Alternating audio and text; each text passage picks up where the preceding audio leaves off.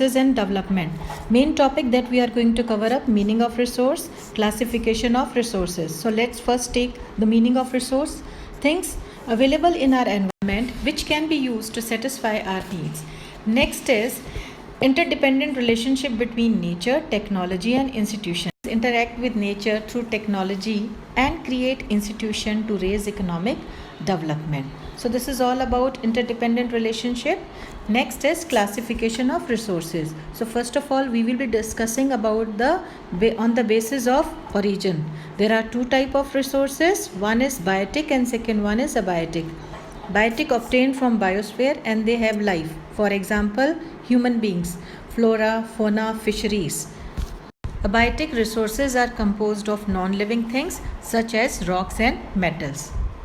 On the basis of exhaustibility, there are two types of resources: renewable resources and non-renewable resources. Renewable resources are renewed by physical, chemical or mechanical processes. For example, solar energy, wind energy, water and so on. Non-renewable resources, they take millions of years in their formation, such as fossil fuels. Fossil fuel here mean coal, natural gas and petroleum. On the basis of ownership, there are four types of resources: individual resources, community resources, national and international resources. So first of all, let's take individual resources. These are owned privately by individual. Suppose if you have bike, then that is your individual resources. Second is community resources. These type of resources, community has access to such type of resources like public parks, picnic spots and so on. National resources belong to a particular nation, such as forest, minerals, wildlife and so on. Coming up to the international resources, these type of resources belong to all the countries. Oceanic resources beyond 200 nautical miles of exclusive economic zone belong to international resources. For example, mountains, ocean and so on. On the basis of status of development, we have four types of resources: potential, developed, stock and reserves. So let's first of all take potential resources. These type of resources are found in a region but have not been utilized. For example, Rajasthan and Gujarat are rich in wind and solar energy. Next is developed resources. These type of resources are surveyed, their quality and quantity have been determined for utilization. Their development depends on technology and level of feasibility. Fossil fuels. Now coming up to the stock and reserves.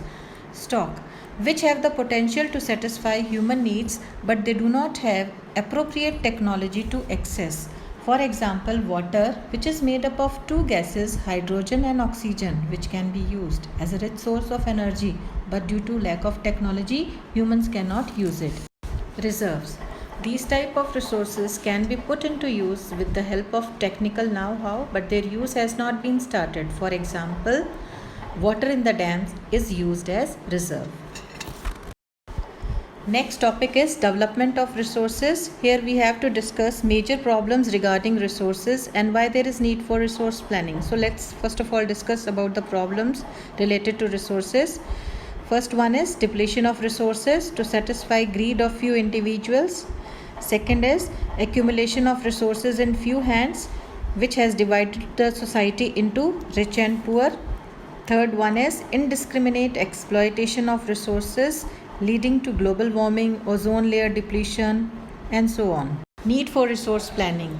For this, we should judiciously use resources because there are regions rich in certain resources while other states are deficient in some other resources. For example, Rajasthan rich in solar and wind energy but lacks in water resources. Himachal Pradesh has abundance of water but lacks infrastructural development. So that's all for today's lecture.